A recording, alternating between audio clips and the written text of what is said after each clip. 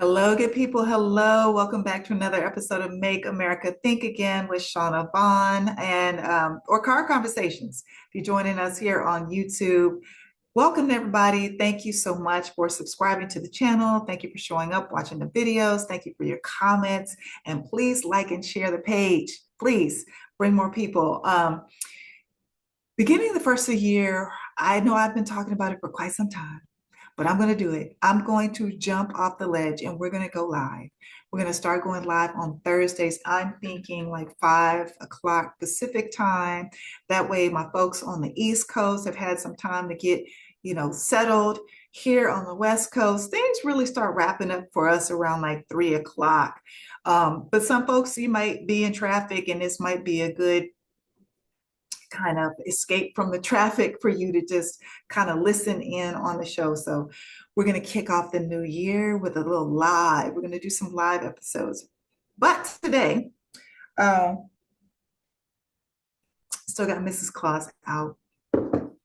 Today, we're going to talk about what we have seen here in more information that's come out in this most recent Epstein dump by the DOJ, and some other information that I found just on my own, looking at watching videos that some of the survivors have put together. By the way, the survivors actually released a new PSA today. If you see it floating around online, please repost and share it. We're going to hold the DOJ's feet to the fire. This is a law now. They have to release all these documents.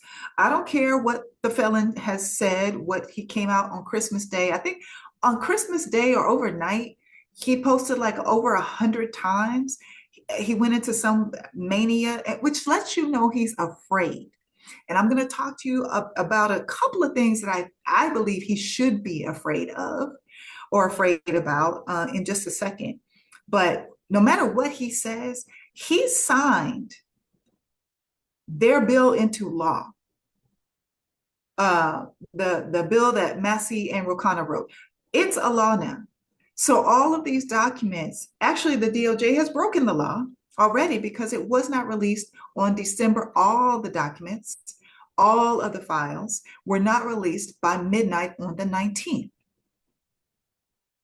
So they have actually broken the law already. And now they come up last week and say, oh, we suddenly found 1 million other files, other documents. We've got to go through and redact this.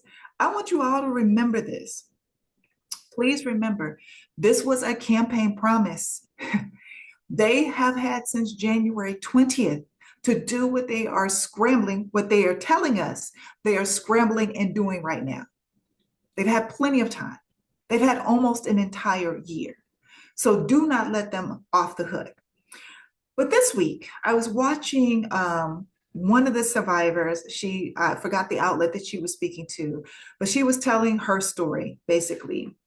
And there are a few key things that stood out to me in her story, but one that I want to discuss with you because it hasn't really been talked about.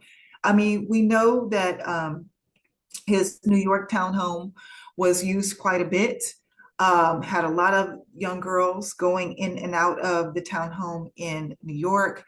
But this young lady, she was, let me say this. So she was 20 or 21 when she first encountered Epstein. She was not one of the younger girls, but she was bought in by one of the survivors that we do know, who has been very vocal, Lisa Phillips. She was bought to or introduced to Epstein by Lisa Phillips. She was an artist. I don't know if she still is, because that was not discussed in the video that I watched, but she was a budding artist, and she came to the country on a student visa to go to art school, but her parents weren't going to pay for any of it financially. And she was dating this art broker or someone who was already in the art world, and they broke up. And when they broke, and I'm assuming that this individual was supporting her somewhat academically as well, or making connections for her. And so they broke up, and she needed other resources to like stay in school. So that's why Lisa, well, y'all know the whole setup. These young ladies and girls, young girls, were coerced into bringing Epstein other women. So Lisa Phillips, I'm just going to say it this way, Lisa Phillips introduced her to Epstein. Long story short, the kind of the same MO as what you've heard with a lot of the other stories and the massages, etc. But one key thing that she talked about that a lot of the others have not is about this one moment when Epstein asked her about was she familiar with Thai massages? And she was like, no, what is that? And he was like, in Thailand, they give massages. And she said that he talked about how he had recently been to Thailand, and he received a massage from a 12-year-old. Now, this is Epstein talking, from a 12-year-old, and he called her a child prostitute. And so he's asking this survivor, her name is Rena O. He's asking Rena if she's familiar with this. And she's like, no. And that's a child, this is wrong. No. And so, I guess he got offended by her reaction to the conversation. And she said that he would not only bring over very young children, like younger than 14, from Thailand, but also from Russia, and very little girls. And she said lots of little Asian girls. Okay. And then she also said that, it's a common knowledge, I guess, amongst certain circles, that Thailand is a go-to spot for pedos. And then she said she shared this information with Virginia, and Virginia went back and shared it with Epstein. Epstein got very upset because apparently it wasn't common knowledge in the house or amongst all the girls, and including Maxwell, that he was taking these trips to other places. So that's one thing that really stood out to me in her conversation. Not only because, this was an extra layer of what he was doing, other than what we have routinely heard thus far, but also I made a connection to one of the videos that I'd watched in regards to Diddy, Sean Diddy Combs. During the trial, I reported on the trial. I was watching, reporting of the trial, because of course there weren't cameras in the courtroom. And there was this one young lady who was not called to testify in court, but she did a whole video about the one night that she was, or Diddy and one of his sons tried to coerce her into going into a separate room or going inside the house. So I believe she said the party, his white party, she went to the white party. I believe she said it was in Sag Harbor.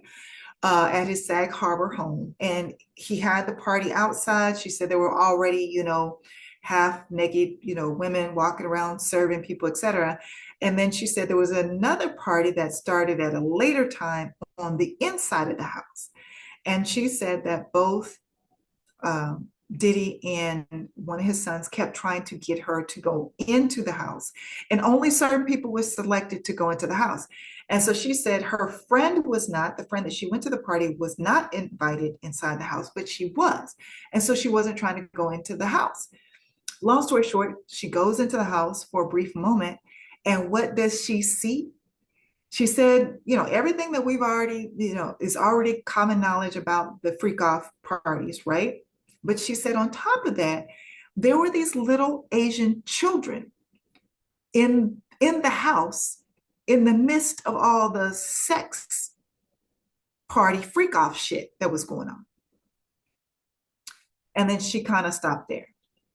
And she said, that's the main thing that really, really freaked me out, was like, why are children here? Why are these little Asian children here running around this party?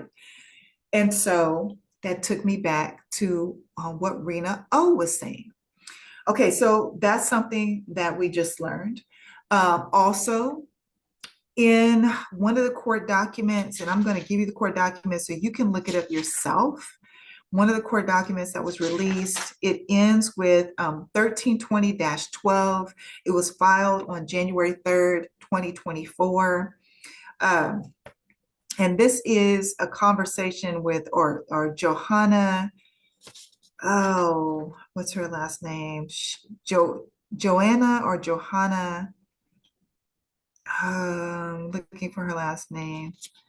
So she was brought to court or subpoenaed to court to testify in regards to some of the information that Virginia Giuffre had testified to, because Virginia Giuffre had filed a defamation case against Maxwell because she's saying Maxwell was lying on her, saying that these things didn't happen to her. So this Johanna was brought in to testify as a witness, and that is the court case where you can find this information. So in that court case, it has 254 different masseuses' names are redacted. Now, what Rena talked about also was that not only was Jeffrey Epstein flying around the world and gathering these little girls, but also he would send these masseuses all over the world to gather up these small, younger than 14 little girls all over the world. And remember, in the previous video, I told you I saw passports and visas for Lithuania, Czechoslovakia, Russia, like all these different places. Um, so keep this in mind when there's conversations about the survivors. They are not limited to those out of Florida, those out of New York, those out of New Mexico. In the US, he was again gathering girls, little girls from around the world. Okay, so moving on, another thing that came out this week, which probably has the felon shook, is that this limo driver, apparently there was a tip called into the FBI. Now, this was a tip. And this is why it is so important for all the documents to be released. So this information can be matched up with possibly some follow-up information by the FBI, or an investigation by the FBI, because we don't know what happened after this, right? We just know what's in the tip, okay? So in this tip, limo driver said, and this limo driver, this was in 1995, driving the felon to the DFW airport, said that he overheard him having a conversation with Jeffrey Epstein. And in this conversation, he was talking about SAing little girls. And he said, and this is the limo driver, said it took everything out of him not to pull over the car and just whoop the felon's ass, because he could overhear what he was talking about, what he and Jeffrey Epstein had done to these little girls. Okay, so flash forward to 1999.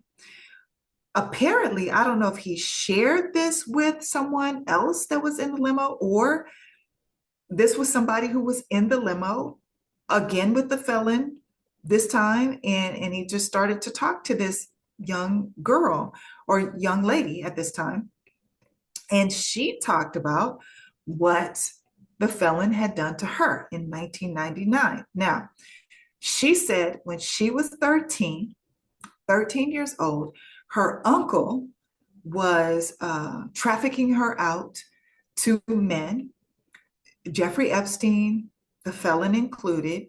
She was taken out on a boat or a yacht several times and forced to have sex with these men. She ended up getting pregnant, and then her uncle and the felon took the boat out and got rid of the baby. Okay, the baby that she got pregnant with. She said she was raped on the boat several times by different men. And then, okay, so let me not jump ahead. So that's what she shared with the limo driver. The limo driver then encouraged her to go to the FBI. You need to contact the police. You need to go to the FBI, tell them what you just told me. Because again, he had told her his story of what he had overheard in 1995. Okay, so then she calls in, apparently, this tip is filed. And again, we don't know what happened after that because we don't have all the files. But what we do know is that the felon did have a boat, did have a boat. It was a river boat, which he converted into a casino boat. I don't know what happened there. He converted it into a casino boat in 2016. It was called the Trump Princess. It was docked in Lake Michigan, and and he got permission from Bill Clinton. Bill Clinton signed this exception to the Johnson Act for him to be able to take this casino boat out because it's a gambling boat. I guess it has to remain docked. And so somehow, some way, in 2016, again, he's still mixing and mingling and dealing with Epstein, right? And somehow in 2016, he gets Bill Clinton to sign off for him to be able to take this boat offshore. And then in 2020, we have a young woman, college student at the time, 19-year-old, found, her name was Dusty Duke, found with shot in the head. And I guess the death report said that she took her own life, but the police report reflects that there's no way she could have injured herself in this way. So there's that. There's that came out this past week, which I'm quite sure has the felon on pins and needles. If, again, this is an FBI report, meaning someone reported this information, but the other information about the boat has been documented. The other information about this individual being unalived is documented in Oklahoma. Kiefer, Oklahoma is where you can find the information on the Dusty Duke, who is supposed to be the individual who talked to the limousine driver and shared her story with the limousine driver. Also, when she was, the limousine driver was, trying to tell her, hey, you need to tell your story. She was like, no, I can't. They will kill me. She told the limousine driver that they would kill her, and she couldn't repeat anything or tell about anything that happened to her. But she did end up giving this report. The limo driver called in as well, and here's the information that we have thus far. Okay, so moving on. Another survivor has come. I'm sorry, this was in the documents. So this survivor reported that Epstein kept girls in stalls. So basically what she said is that she was blindfolded, taken underground. She said there was an elevator in this establishment. She didn't know where she was because she was blindfolded, taken underground, and herself and other girls, young girls, were kept in stalls like horses. But the stalls were lower because what Epstein would do was come through and with a group of men and parade the men through the stalls so the men could select the girl that they wanted. And then she goes on to say, and I guess this was her first experience, this man who selected her first called her fat and ugly and said that she would be able to go upstairs with the rest of the pretty girls if she was to have sex with him and if she performed well. But I want to point out here that the dude's name, whomever this individual is, his name is redacted. So again, protecting the pedo in this document. The DOJ redacted the man's name. So called her fat and ugly, said that she could, be pretty if she goes upstairs, um, if she performs well after having sex with him. And then she said that after graping her, this individual told her that she was evil because she liked it, because her body reacted to it. She says that she couldn't control her body reacting to what was happening to her. And then this individual tells her that she needs to go and pray about her sin again so she can join the other girls. Yeah, she wanted to be like the other girls. She had to go and pray. And this individual and other male individuals who were part of this, their names were redacted as well.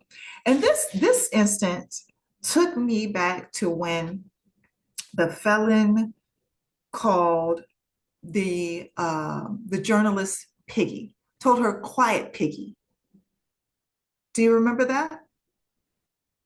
And this survivor is saying that this individual called her fat and ugly, and the only way she could go upstairs to be with the pretty girls was if she performed well when he had sex with her.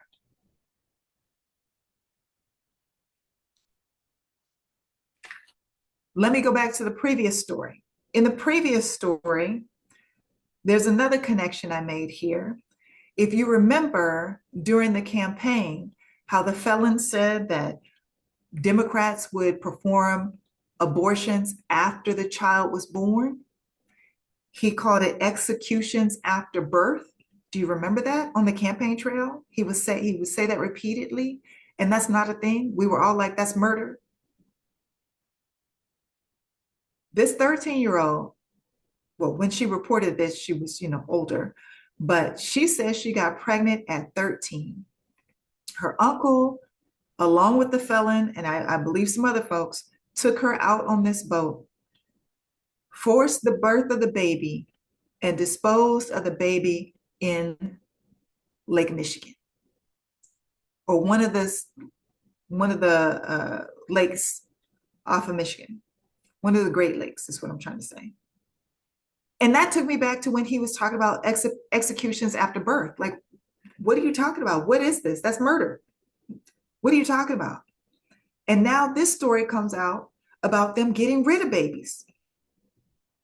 Executions after birth.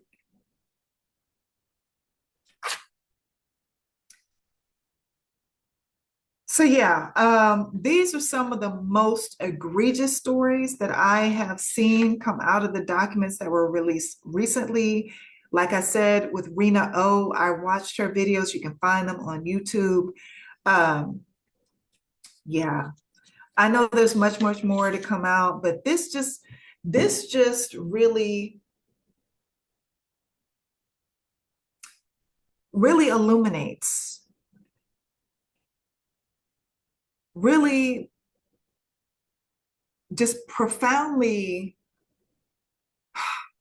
illustrates why these crash and burn meltdown sessions that the felon has on social media, why they're happening. Also, why he came out just a couple of days ago and said that, no, the DOJ needs to move on. We don't need to release any more files. Now you found 1 million files. What else is it going to be? We need to get back to working for the American people, is the messaging that he put out. I wonder why you want them to drop everything right now. Could it be one of these stories that you got wind of? Could it be that you were on that boat, that you did own this boat, that Bill Clinton did give you permission to take this boat out? Could it be that you know this 13-year-old girl that they're talking about? Could it be? Could it be that you're aware of these stalls that these little girls were kept in? Were you one of the men that were paraded through and was able to pick out the girl of his choosing? Could that be why you're crashing out, Felon 47? Again, the survivors released a new PSA today. Please, please, please share that video, and keep pushing the DOJ to release this information, release all of the information. Again, these men need to be held accountable. I don't care who they are. I don't care what position they're in. I don't care if they're 90 something years old and on a damn oxygen tank in a wheelchair. They need to be held accountable. Um, People need to see that accountability, because that's the only way that you're going to prevent this shit from happening, potentially happening again, is if people see the accountability. If they don't see it, there's somebody somewhere right now thinking to themselves, oh, I could do this better. I could pull that shit off better. There's somebody, trust me, right now. Last thing I wanted to talk about are the commonalities. I brought up one, but the commonalities between, you know what? No, I'm going to wrap that. I'm going to put this in a separate video because this one's getting too long. But the commonalities that I'm seeing between Diddy and Epstein, I want to talk about that. I'll talk to you soon.